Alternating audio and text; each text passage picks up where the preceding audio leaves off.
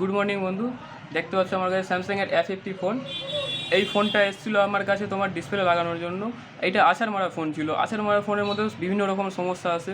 Display লাগালাম, display লাগানোর পর দেখছি কি যে ফোন যখন চার্জে দিই দেখি হঠাৎ সুইচ অফ হয়ে যায় ফোন।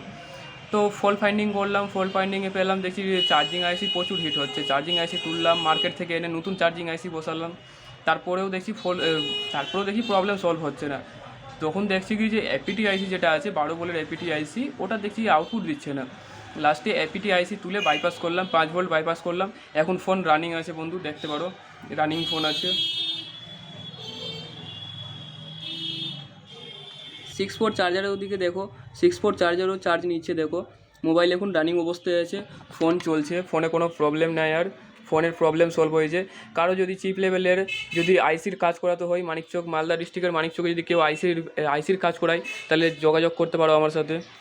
এই যে আমার টুলস, আমার সেট আপ, এটাতে আমি বর্নিও ইউজ করি।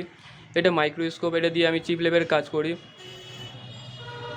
এই যে ব্লোয়ার ডিসি মেশিন আমার, এটা আমার সেট আপ হলো। এটা আমার দোকানের ভিউ।